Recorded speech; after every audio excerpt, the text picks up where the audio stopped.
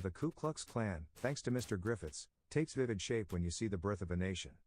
Historically it may be the wrong shape, morally it may be a pernicious shape, but it is a shape, and I doubt whether anyone who has seen the film and does not know more about the Ku Klux Klan than Mr. Griffiths, will ever hear the name again without seeing those white horsemen.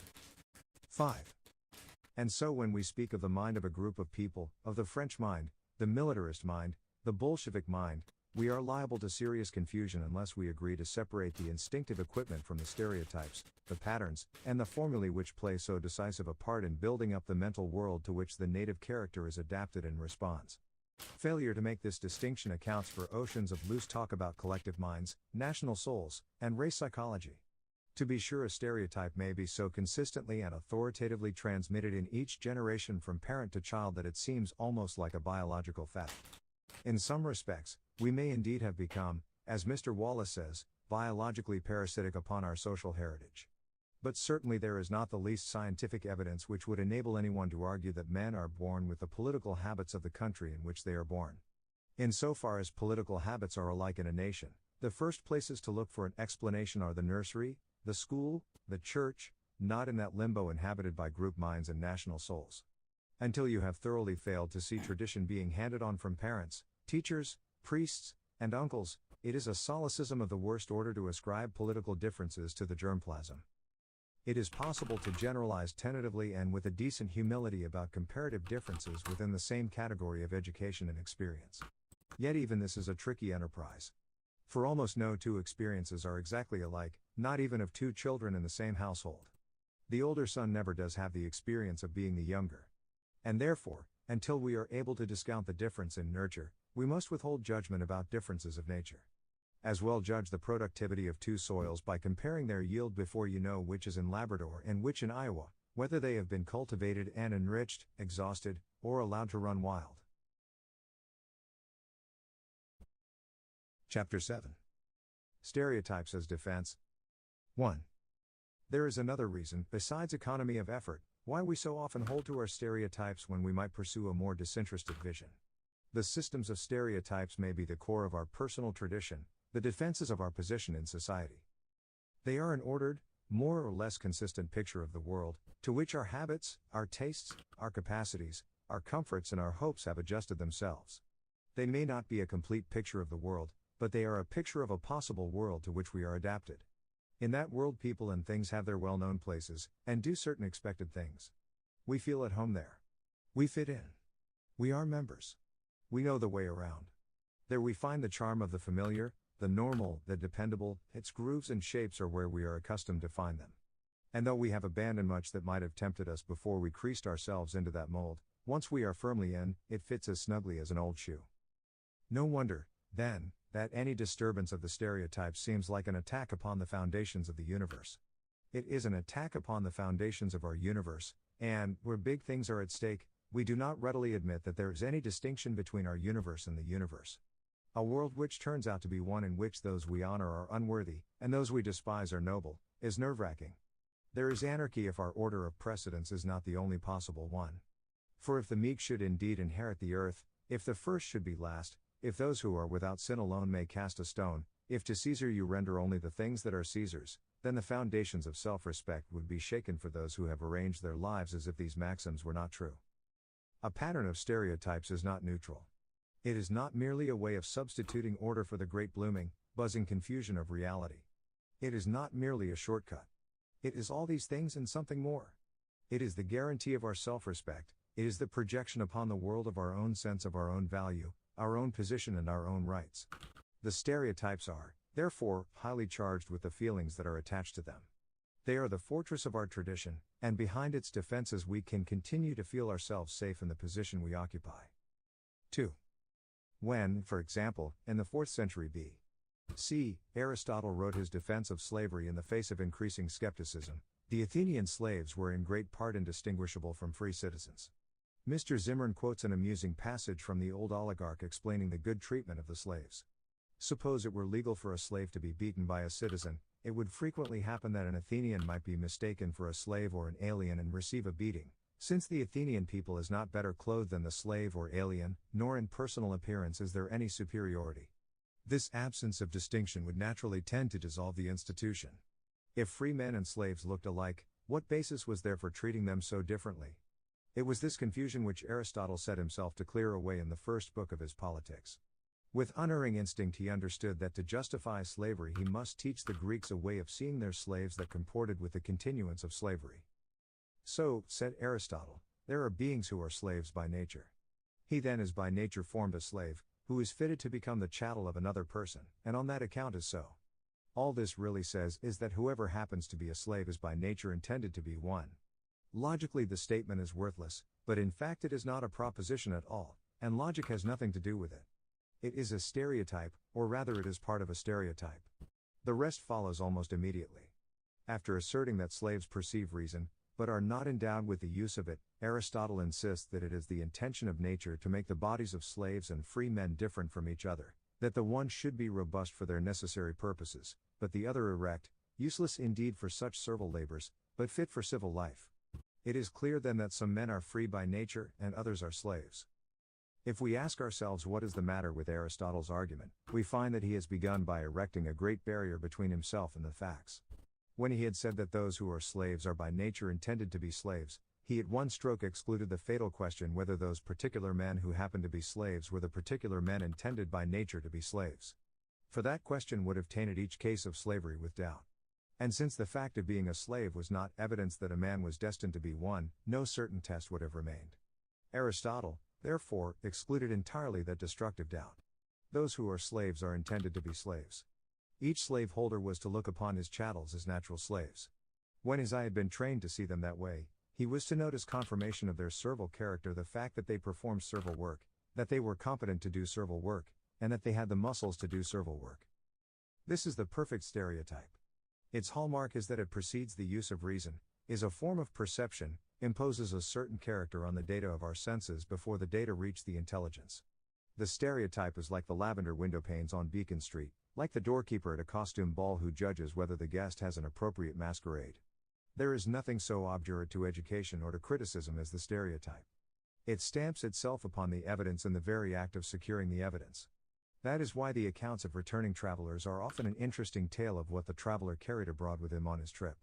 If he carried chiefly his appetite, a zeal for tiled bathrooms, a conviction that the Pullman car is the acme of human comfort, and a belief that it is proper to tip waiters, taxicab drivers, and barbers, but under no circumstances station agents and ushers, then his odyssey will be replete with good meals and bad meals, bathing adventures, compartment train escapades, and voracious demands for money. Or if he is a more serious soul he may while on tour have found himself at celebrated spots. Having touched space, and cast one furtive glance at the monument, he buried his head in Baedeker, read every word through, and moved on to the next celebrated spot, and thus returned with a compact and an orderly impression of Europe, rated 1 star, or 2. In some measure, stimuli from the outside, especially when they are printed or spoken words, evoke some part of a system of stereotypes, so that the actual sensation and the preconception occupy consciousness at the same time. The two are blended, much as if we looked at red through blue glasses and saw green. If what we are looking at corresponds successfully with what we anticipated, the stereotype is reinforced for the future, as it is in a man who knows in advance that the Japanese are cunning and has the bad luck to run across two dishonest Japanese. If the experience contradicts the stereotype, one of two things happens. If the man is no longer plastic, or if some powerful interest makes it highly inconvenient to rearrange his stereotypes, he poo-poos the contradiction as an exception that proves the rule, discredits the poo-poo. The poo-poo. Man who knows in advance that the Japanese are cunning and has the bad luck to run across two dishonest Japanese. If the experience contradicts the stereotype, one of two things happens. If the man is no longer plastic, or if some powerful interest makes it highly inconvenient to rearrange his stereotypes, he poo-poos the contradiction as an exception that proves the rule, discredits the witness, finds a flaw somewhere, and manages to forget it. But if he is still curious and open-minded, then novelty is taken into the picture, and allowed to modify it. Sometimes, if the incident is striking enough, and if he has felt a general discomfort with his established scheme, he may be shaken to such an extent as to distrust all accepted ways of looking at life, and to expect that normally a thing will not be what it is generally supposed to be. In the extreme case, especially if he is literary, he may develop a passion for inverting the moral canon by making Judas, Benedict Arnold, or Caesar Borgia the hero of his tale. And that's what I do. Yeah, boy. I want to tell stories you aren't meant to hear. Hey? 3. The role played by the stereotype can be seen in the German tales about Belgian snipers. Those tales, curiously enough, were first refuted by an organization of German Catholic priests known as PAX. The existence of atrocity stories is itself not remarkable, nor that the German people gladly believe them. But it is remarkable that a great conservative body of patriotic Germans should have set out as early as August 16, 1914, to contradict a collection of slanders on the enemy, even though such slanders were of the utmost value in soothing the troubled conscience of their fellow countrymen. Why should the Jesuit order in particular have set out to destroy a fiction so important to the fighting morale of Germany? I quote from M. van Langenhove's account. Hardly had the German armies entered Belgium when strange rumors began to circulate. They spread from place to place, they were reproduced by the press, and they soon permeated the whole of Germany. It was said that the Belgian people, instigated by the clergy, had intervened perfidiously in the hostilities, had attacked by surprise isolated detachments, had indicated to the enemy the positions occupied by the troops, that old men, and even children, had been guilty of horrible atrocities upon wounded and defenseless German soldiers, tearing out their eyes and cutting off fingers, nose or ears, that the priests from their pulpits had exhorted the people to commit these crimes, promising them as a reward the kingdom of heaven, and had even taken the lead in this barbarity. Public credulity accepted these stories. The highest powers in the state welcomed them without hesitation and endorsed them with their authority. In this way, public opinion in Germany was disturbed and a lively indignation manifested itself, directed especially against the priests who were held responsible for the barbarities attributed to the Belgians. By a natural diversion, the anger to which they were a prey was directed by the Germans against the Catholic clergy generally. Protestants allowed the old religious hatred to be relighted in their minds and delivered themselves to attacks against Catholics. A new Kulturkampf was let loose. The Catholics did not delay in taking action against this hostile attitude. Italics mine. There may have been some sniping. It would be extraordinary if every angry Belgian had rushed to the library, opened a manual of international law, and had informed himself whether he had a right to take potshot at the infernal nuisance tramping through his streets. It would be no less extraordinary if an army that had never been under fire did not regard every bullet that came its way as unauthorized, because it was inconvenient, and indeed is somehow a violation of the rules of the Kriegspiel, which then constituted its only experience of war. One can imagine the more sensitive bent on convincing themselves that the people to whom they were doing such terrible things must be terrible people. And so the legend may have been spun until it reached the censors and propagandists, who, whether they believed it or not, saw its value and let it loose on the German civilians. They too were not altogether sorry to find that the people they were outraging were subhuman. And, above all, since the legend came from their heroes, they were not only entitled to believe it, they were unpatriotic if they did not. But where so much is left to the imagination because the scene of action is lost in the fog of war, there is no check and no control. The legend of the ferocious Belgian priests soon tapped an old hatred. For in the minds of most patriotic Protestant Germans, especially of the upper classes, the picture of Bismarck's victories included a long quarrel with the Roman Catholics. By a process of association, Belgian priests became priests, and hatred of Belgians a vent for all their hatreds. These German Protestants did what some Americans did when under the stress of war they created a compound object of hatred out of the enemy abroad and all their opponents at home. Against this synthetic enemy, the Hun in Germany and the Hun within the gate, they launched all the animosity that was in them. The Catholic resistance to the atrocity tales was, of course, defensive. It was aimed at those particular fictions which aroused animosity against all Catholics, rather than against Belgian Catholics alone. The information's Pax, says M. van Langenhove, had only an ecclesiastical bearing and confined their attention almost exclusively to the reprehensible acts attributed to the priests. And yet one cannot help wondering a little about what was set in motion in the minds of German YouTube Catholics stream by this died and revelation of what started a new Bismarck's empire stream meant like in 4 relation to them, times so and far. also whether there was any Yeah, sounds about right. Is it copyright related? No, it's not copyright related. Oh no, there goes my 250 something notifications. Oh, now I'm gonna have to collect them all again. Well, how's the kick stream going? Is the kick stream running alright? Sorry, again, I've mentioned this a good couple of times. My internet is real dodgy at the moment. obscure connection. I might have a bit of a break soon. I just want to finish all these base colors. But I might have a wee bit of a break, go have a stretch, go grab a snack, come back. Between that knowledge and the fact that the prominent German politician who was willing in the armistice to sign the death warrant of the empire was Erzberger, the leader of the Catholic Center Party. Chapter 8. Blind spots and their value.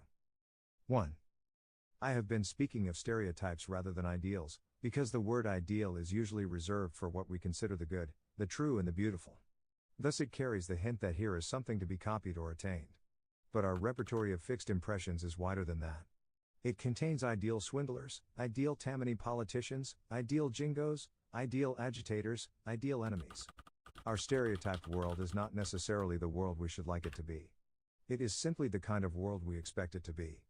If events correspond, there is a sense of familiarity, and we feel that we are moving with the movement of events. Our slave must be a slave by nature, if we are Athenians who wish to have no qualms. If we have told our friends that we do 18 holes of golf in 95, we tell them after doing the course in no, that we are not ourselves today. That is to say, we are not acquainted with the duffer who foozled 15 strokes. Most of us would deal with affairs through a rather haphazard and shifting assortment of stereotypes, if a comparatively few men in each generation were not constantly engaged in arranging, standardizing, and improving them into logical systems, known as the laws of political economy, the principles of politics, and the like. Generally, when we write about culture, tradition, and the group mind, we are thinking of these systems perfected by men of genius. Now there is no disputing the necessity of constant study and criticism of these idealized versions, but the historian of people, the politician, and the publicity man cannot stop there. For what operates in history is not the systematic idea as a genius formulated it, but shifting imitations, replicas, counterfeits, analogies, and distortions in individual minds. Thus Marxism is not necessarily what Karl Marx wrote in Das Kapital, but whatever it is that all the warring sects believe, who claim to be the faithful. From the Gospels you cannot deduce the history of Christianity, nor from the Constitution the political history of America. It is Das Kapital as conceived, the Gospels as preached and the preachment as understood, the Constitution as interpreted and administered, to which you have to go. For while there is a reciprocating influence between the standard version and the current versions, it is these current versions as distributed among men which affect their behavior. The theory of relativity, says a critic whose eyelids, like the Lady Lisa's, are a little weary, promises to develop into a principle as adequate to universal application as was the theory of evolution. This latter theory, from being a technical biological hypothesis, became an inspiring guide to workers in practically every branch of knowledge, manners and customs, morals, religions, philosophies, arts, steam engines, electric tramways, everything had evolved. Evolution became a very general term. It also became imprecise until, in many cases, the original, definite meaning of the word was lost, and the theory it had been evoked to describe was misunderstood. We are hardy enough to prophesy a similar career and fate for the theory of relativity.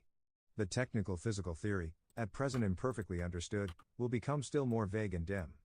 History repeats itself, and relativity, like evolution, after receiving a number of intelligible but somewhat inaccurate popular expositions in its scientific aspect, will be launched on a world-conquering career.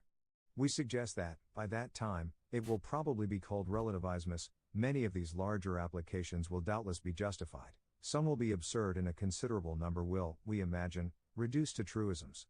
And the physical theory, the mere seat of this mighty growth, will become once more the purely technical concern of scientific men. But for such a world-conquering career an idea must correspond, however imprecisely, to something.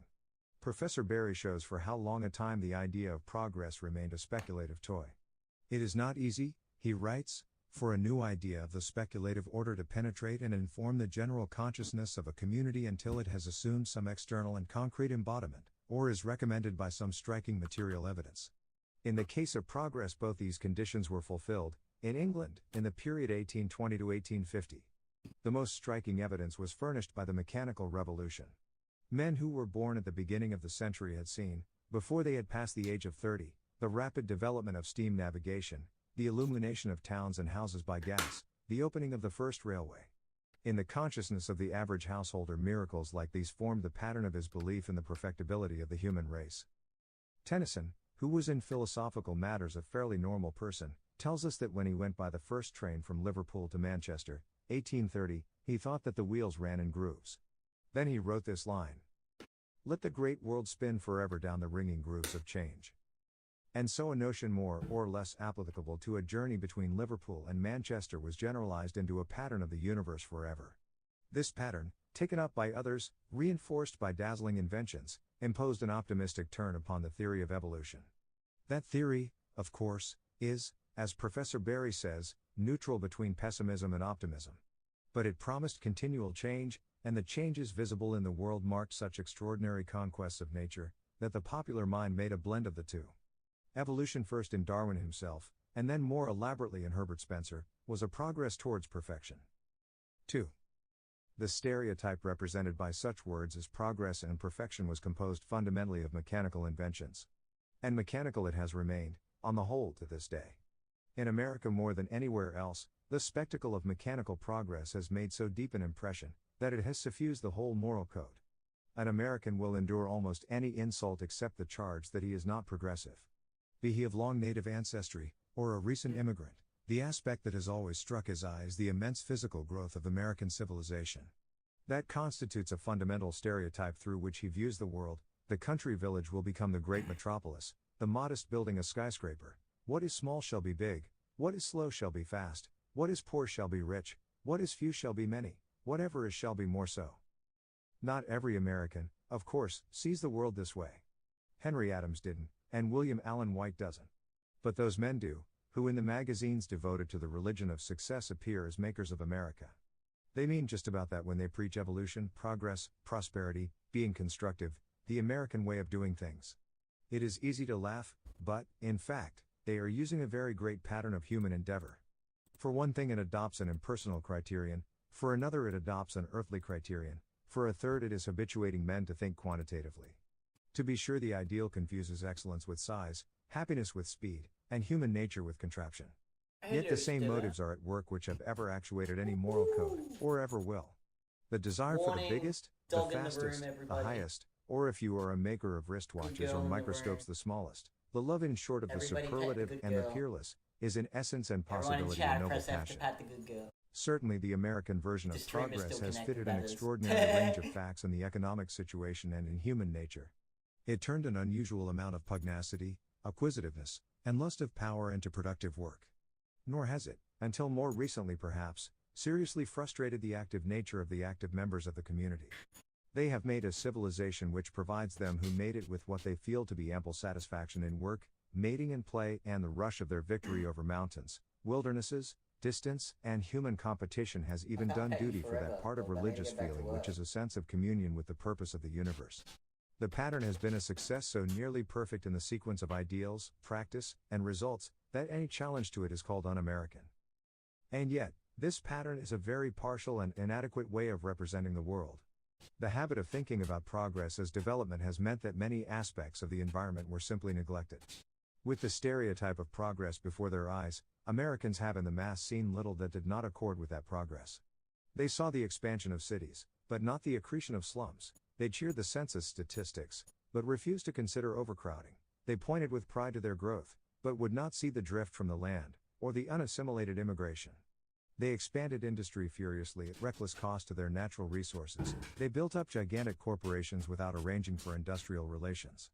They grew to be one of the most powerful nations on earth without preparing their institutions or their minds for the ending of their isolation. They stumbled into the World War morally and physically unready, and they stumbled out again much disillusioned, but hardly more experienced. In the World War, the good and the evil influence of the American stereotype was plainly visible. The idea that the war could be won by recruiting unlimited armies, raising unlimited credits, building an unlimited number of ships, producing unlimited munitions, and concentrating without limit on these alone, fitted the traditional stereotype, and resulted in something like a physical miracle.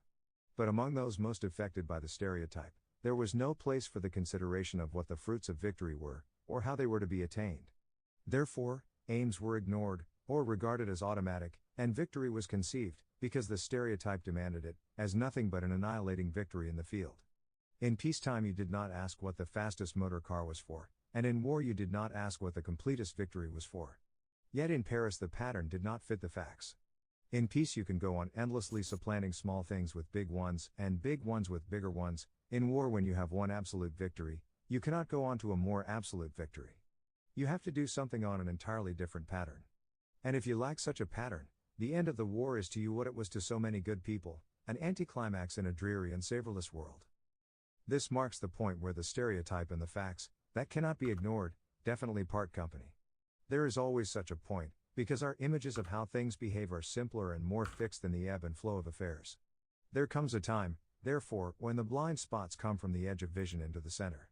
Then, unless there are critics who have the courage to sound an alarm, and leaders capable of understanding the change, and a people tolerant by habit, the stereotype, instead of economizing effort, and focusing energy as it did in 1917 and 1918, may frustrate effort and waste men's energy by blinding them, as it did for those people who cried for a Carthaginian peace in 1919 and deplored the Treaty of Versailles in 1921. 3. Uncritically held, the stereotype not only censors out much that needs to be taken into account, but when the day of reckoning comes, and the stereotype is shattered, likely is not that which it did wisely take into account is shipwrecked with it. That is the punishment assessed by Mr. Bernard Shaw against free trade, free contract, free competition, natural liberty, laissez-faire, and Darwinism.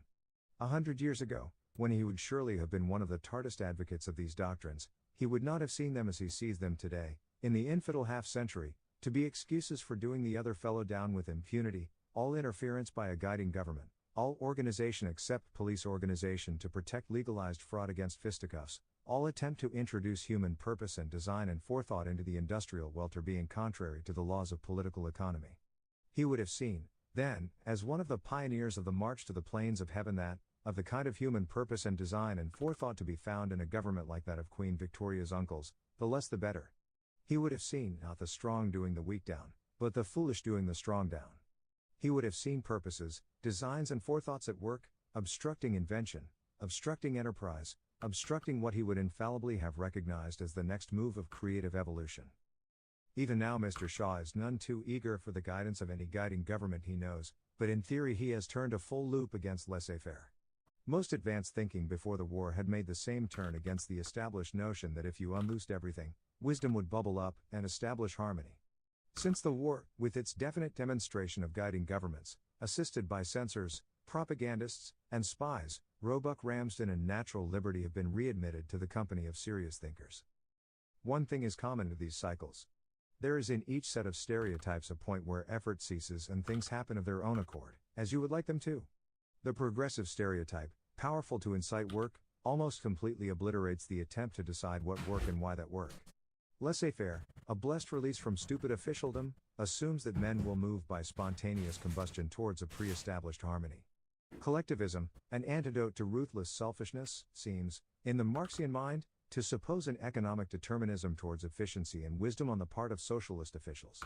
Strong government, imperialism at home and abroad, at its best deeply conscious of the price of disorder, relies at last on the notion that all that matters to the governed will be known by the governors. In each theory there is a spot of blind automatism. That spot covers up some fact, which if it were taken into account, would check the vital movement that the stereotype provokes.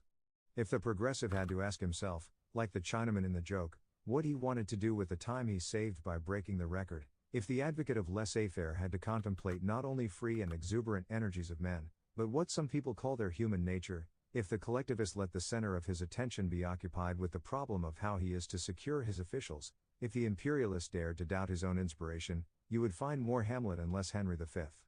For these blind spots keep away distracting images, which with their attendant emotions, might cause hesitation and an infirmity of purpose.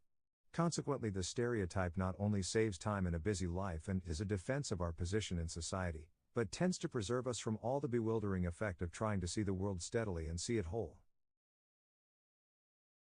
Chapter 9. Codes and their enemies. 1. Anyone who has stood at the end of a railroad platform waiting for a friend, will recall what queer people he mistook for him. The shape of a hat, a slightly characteristic gait, evoke the vivid picture in his mind's eye.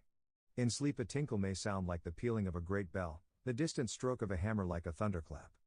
For our constellations of imagery will vibrate to a stimulus that is perhaps but vaguely similar to some aspect of them. They may, in hallucination, flood the whole consciousness.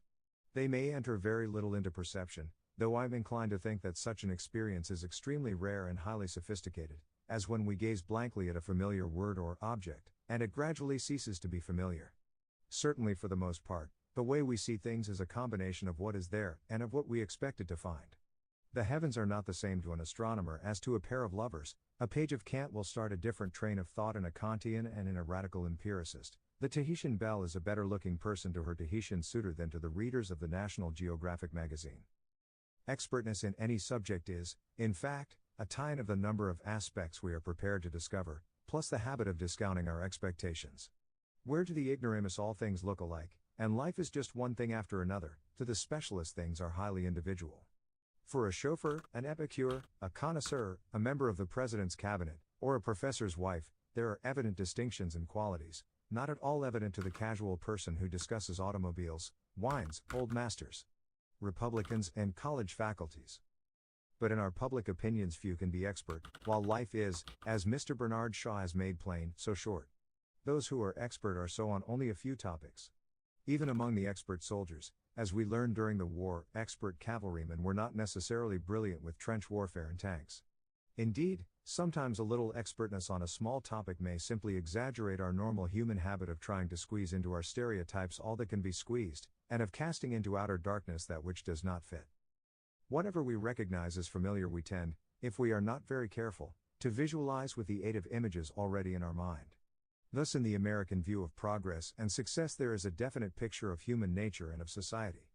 It is the kind of human nature and the kind of society which logically produce the kind of progress that is regarded as ideal. And then, when we seek to describe or explain actually successful men, and events that have really happened, we read back into them the qualities that are presupposed in the stereotypes. These qualities were standardized rather innocently by the older economists. They set out to describe the social system under which they lived, and found it too complicated for words. So they constructed what they sincerely hoped was a simplified diagram, not so different in principle and in veracity from the parallelogram with legs and head in a child's drawing of a complicated cow.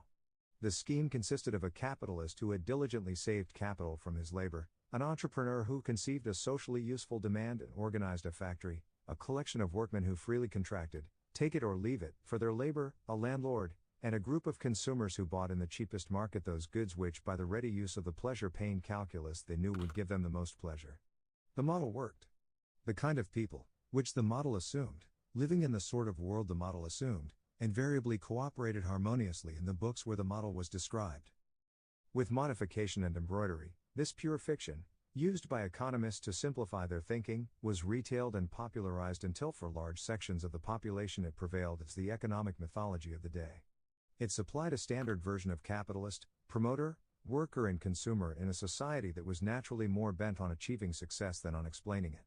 The buildings which rose, and the bank accounts which accumulated, were evidence that the stereotype of how the thing had been done was accurate. And those who benefited most by success came to believe they were the kind of men they were supposed to be. No wonder that the candid friends of successful men, when they read the official biography and the obituary, have to restrain themselves from asking whether this is indeed their friend. 2.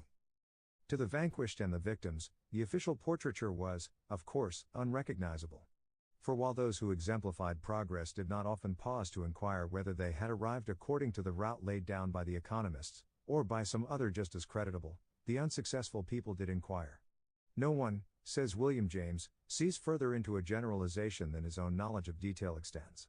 The captains of industry saw in the great trusts monuments of their success. Their defeated competitors saw the monuments of their failure. So the captains expounded the economies and virtues of big business, asked to be let alone, said they were the agents of prosperity, and the developers of trade.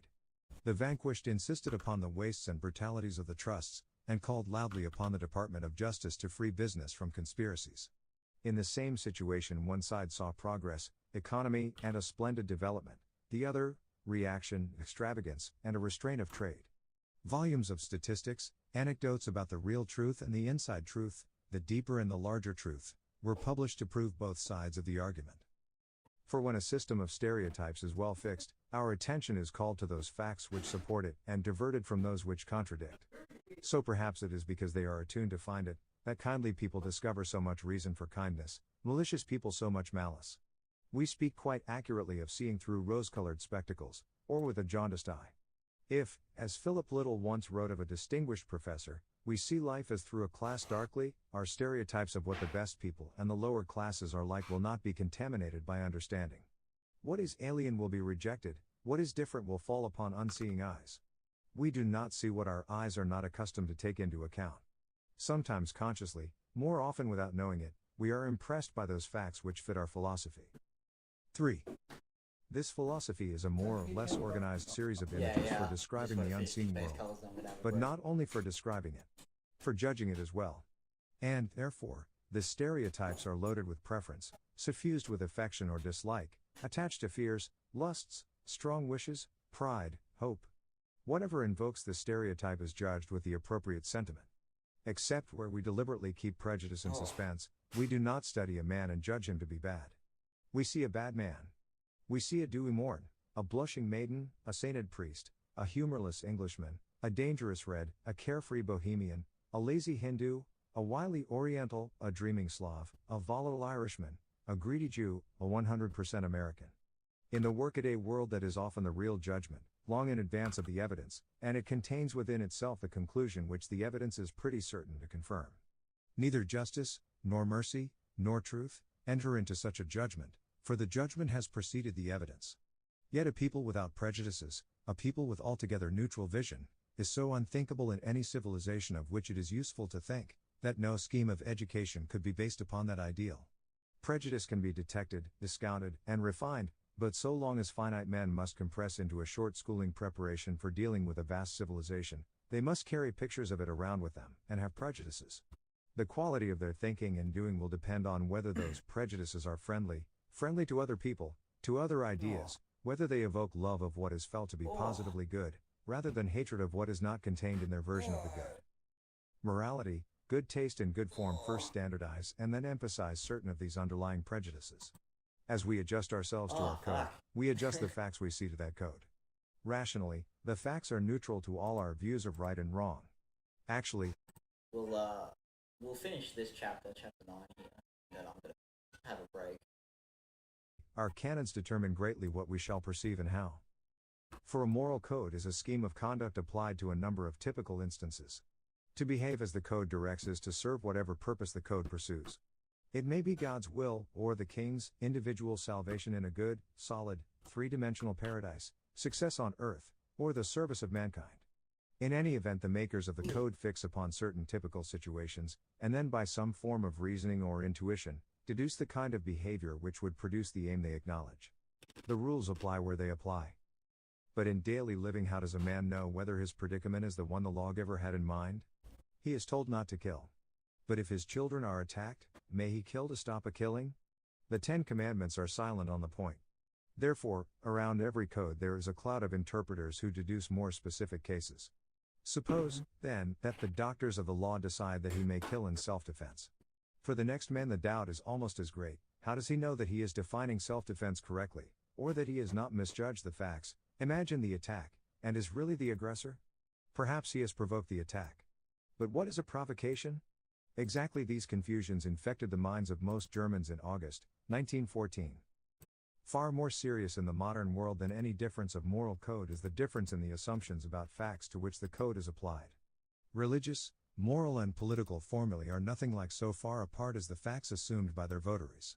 Useful discussion, then, instead of comparing ideals, re-examines the visions of the facts. Thus the rule that you should do unto others as you would have them do unto you rests on the belief that human nature is uniform. Mr. Bernard Shaw's statement that you should not do unto others what you would have them do unto you, because their tastes may be different, rests on the belief that human nature is not uniform. The maxim that competition is the life of trade consists of a whole tome of assumptions about economic motives, industrial relations, and the working of a particular commercial system. The claim that America will never have a merchant marine, unless it is privately owned and managed, assumes a certain proved connection between a certain kind of profit-making and incentive. The justification by the Bolshevik propagandist of the dictatorship, espionage, and the terror, because every state is an apparatus of violence, is an historical judgment, the truth of which is by no means self-evident to a non-communist. At the core of every moral code there is a picture of human nature, a map of the universe, and a version of history. To human nature, of the sort conceived, in a universe, of the kind imagined, after a history, so understood, the rules of the code apply. So far as the facts of personality, of the environment and of memory are different, by so far the rules of the code are difficult to apply with success. Now every moral code has to conceive human psychology, the material world, and tradition some way or other. But in the codes that are under the influence of science, the conception is known to be an hypothesis, whereas in the codes that come unexamined from the past or bubble up from the caverns of the mind, the conception is not taken as an hypothesis demanding proof or contradiction, but as a fiction accepted without question. In the one case, man is humble about his beliefs, because he knows they are tentative and incomplete. In the other, he is dogmatic, because his belief is a completed myth. The moralist who submits to the scientific discipline knows that though he does not know everything, he is in the way of knowing something. The dogmatist, using a myth, believes himself to share part of the insight of omniscience, though he lacks the criteria by which to tell truth from error. For the distinguishing mark of a myth is that truth and error, fact and fable, report and fantasy, are all on the same plane of credibility. The myth is, then, not necessarily false. It might happen to be wholly true. Oh, it's only 20% It may off happen to be anyway. partly Oh. true. If it has affected human conduct a long time, it is almost certain to contain much that is profoundly and importantly true. What a myth never contains is the critical power to separate its truths from its errors.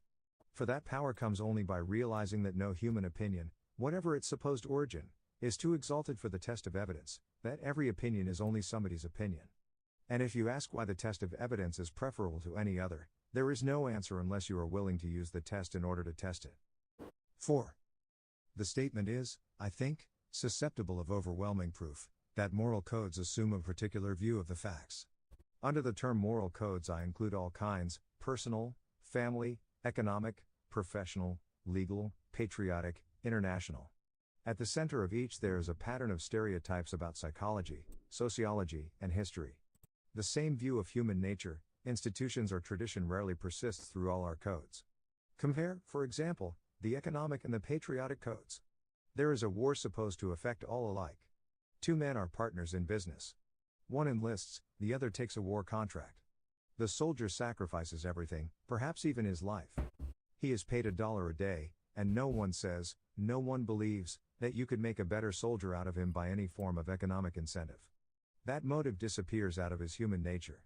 The contractor sacrifices very little, is paid a handsome profit over costs, and few say or believe that he would produce the munitions if there were no economic incentive. That may be unfair to him. The point is that the accepted patriotic code assumes one kind of human nature, the commercial code another.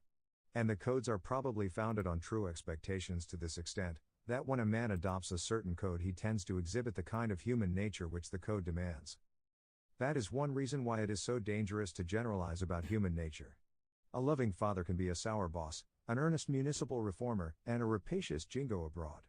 His family life, his business career, his politics, and his foreign policy rest on totally different versions of what others are like and of how he should act.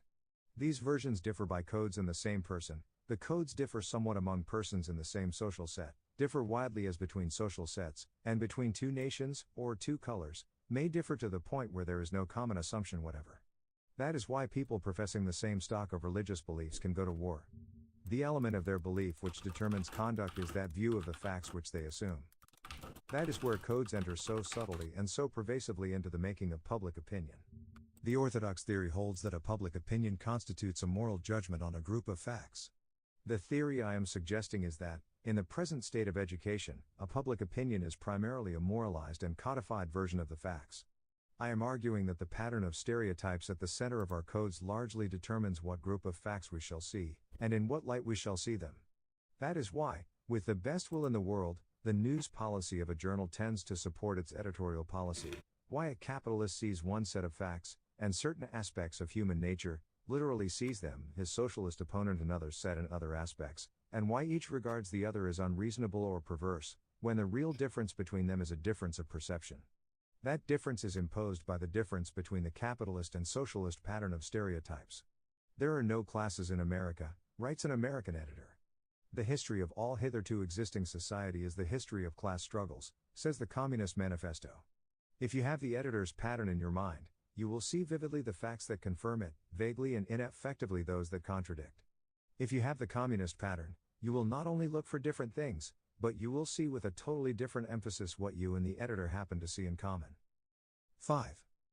And since my moral system rests on my accepted version of the facts, he who denies either my moral judgments or my version of the facts, is to me perverse, alien, dangerous.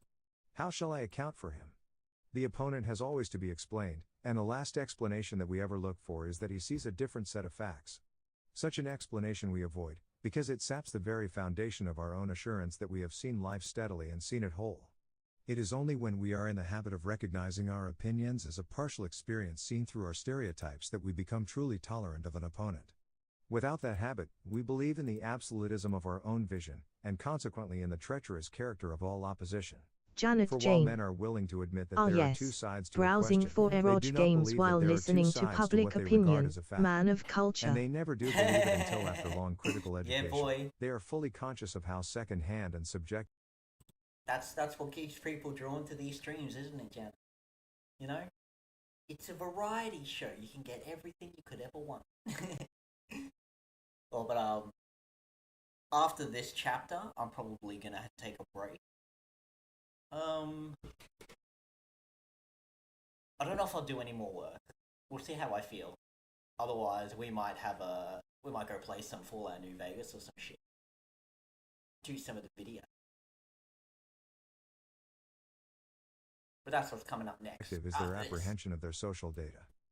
So where two factions see vividly each its own aspect, and contrive their own explanations of what they see, it is almost impossible for them to credit each other with honesty.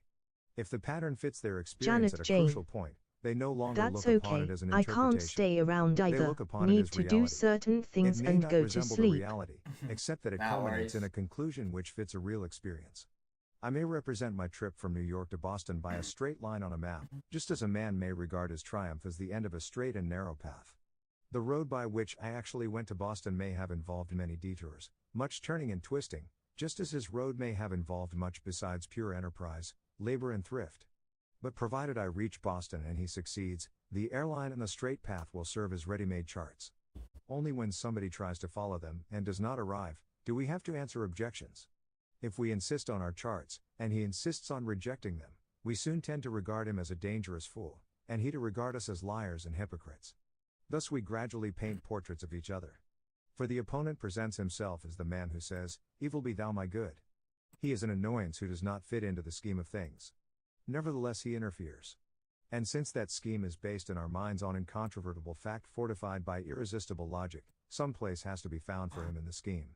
Maybe I Rarely in should play politics or Half-Life 2 industrial mod. disputes is a place made for him by the simple admission that he has looked upon the same reality and seen we'll another figure something aspect out of when we it. come to it. That would shake the whole scheme. Thus to the Italians in Paris, Fiume was Italian. It was not merely a city that it would be desirable to include within the Italian kingdom. It was Italian. They fixed their whole mind upon the Italian majority within the legal boundaries of the city itself. The American delegates, having seen more Italians in New York than there are in Fiume, without regarding New York as Italian, fixed their eyes on Fiume as a Central European port of entry. They saw vividly the Yugoslavs in the suburbs and the non-Italian hinterland. Some of the Italians in Paris were therefore in need of a convincing explanation of the American perversity. They found it in a rumor which started, no one knows where, that an influential American diplomat was in the snares of a Yugoslav Janet mistress. Jane. She had been seen. LMAO, your He had been model seen animations, at like Versailles the just Edgar off the suit boulevard. from Me. The villa with the large trees. This is a rather common way of explaining away opposition. In their more libelous form, such The charges camera's actually on a rarely reach the really printing weird page, spot. and a rose So vote I may got- have to wait okay. years or a Harding-Months It's pretty much before- impossible to see. I got my main screen here. I got my secondary screen here. But neither of them are actually directly facing me. So my camera at the moment is like on a half angle. So I have no idea how well it's actually picking me up. Before he can force an issue and end a whispering campaign that is. I'm pretty sure whenever I go to grab a beer or lean over to grab something, I'll spaz out. Poisonous clubroom, dinner table, boudoir slander, repeated, elaborated, chuckled over, and regarded as delicious.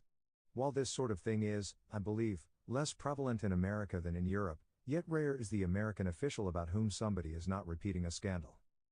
Out of the opposition we make villains and conspiracies. If prices go up unmercifully, the profiteers have conspired. If the newspapers misrepresent the news, there is a capitalist plot. If the rich are too rich, they have been stealing. If a closely fought election is lost, the electorate was corrupted. If a statesman does something of which you disapprove, he has been bought or influenced by some discreditable person. If working men are restless, they are the victims of agitators. If they are restless over wide areas, there is a conspiracy on foot. If you do not produce Janet enough Jane. airplanes, it is the work of spies. Did you play If there is Necromunda trouble in hired Ireland, gun? it is German or Bolshevik gold. Oh, no, actually, I have it. I actually have it and I wanted to play it, but my computer can't run it. It keeps crashing on startup and I don't know how to fix it. I'd actually like to play it. Oddly enough, it seems like it would be up my alley. And you know, I am Janet very... Jane. Bizarre, your PC should be fine. Well, yeah, that's what I thought too. You know, I fiddled around with it. I tried my best to fuck around with the settings, but I just couldn't get it working.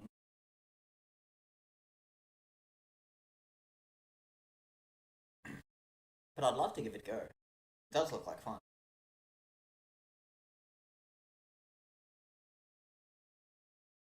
And I'm glad to see them. I'm always happy to see some Warhammer content that isn't more generic fucking Space Marines. And if you go Stark, staring mad looking for plots, you see All Strikes, the Plum Plan, Irish Rebellion, Mohammedan Unrest, the Restoration of King Constantine, the League of Nations, Mexican Disorder, the Movement to Reduce Armaments, Sunday Movies, Short Skirts, Evasion of the Liquor Laws, Negro Self-Assertion, as subplots under some grandiose plot engineered either by Moscow, Rome, the Freemasons, the Japanese, or the Elders of Zion.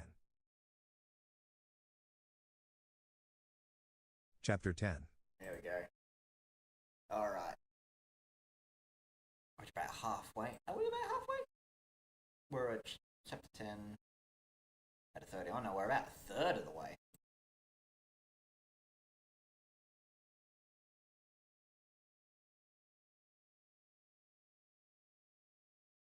I'll have to get back into this. This is actually a really good fucking book. I'm having a lot of fun on this.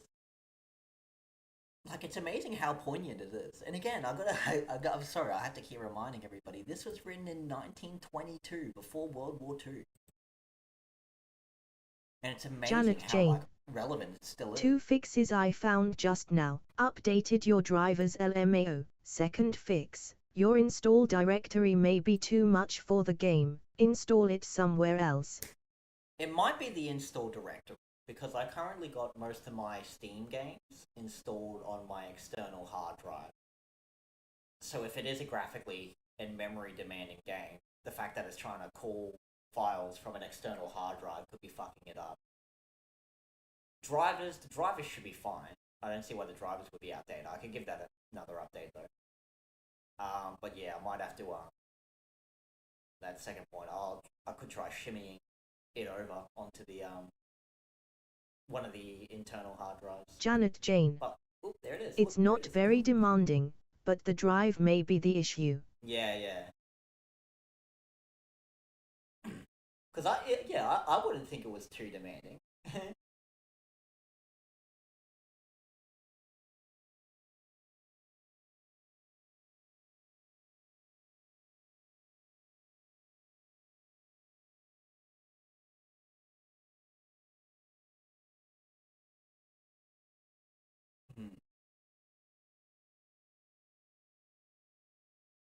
Maybe during a break, I'll see if I can do something with it. See if I can fiddle around with it. See what I can do. But yeah, as far as I'm concerned, I just can't get it working. But that's gonna have to be it for me. What she is, everybody.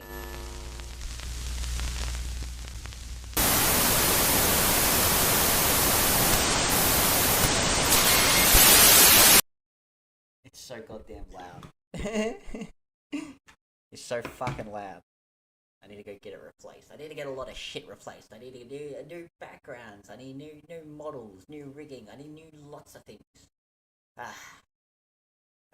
Time and or money. Well. Janet Jane. Such is life. Nice sweater. Thank you. It's nice and comfy. Very comfy indeed. But with that, that is going to have to be it from me. Thank you everybody for tuning in. Apologies for the extremely unstable connection.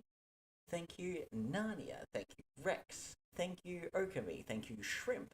Thank you Janet. Fuck, who else was there?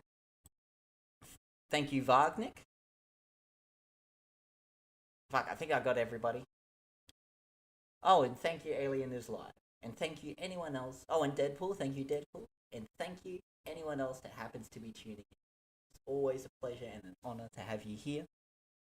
And don't worry, we will be back with a dramatic sequel. But until then, well, I'm just going to have a quick break, get nice and comfy. Thank you, Upside Down Man. No worries. You have a good one, Janet. And hopefully you can get a good night's sleep without having to worry about those pesky Belarusians. Always doing annoying shit over the border. God, you Europeans have terrible neighbours, don't you?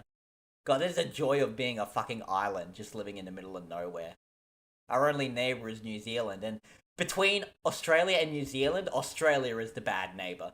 I mean, for fuck's sake, we let a radical in New Zealand go shoot up a church. Very close to the border, actually. Yeah, boy. Look at hectic. Well. I wish you good luck. And good tidings on your journeys ahead, regardless. That's for me. I'm gonna have a wee bit of a break. I'll have a stretch, have some snocks. And I'll be back for part 2, Electric Boogaloo. We'll probably keep it on Kick and YouTube as well. But until then,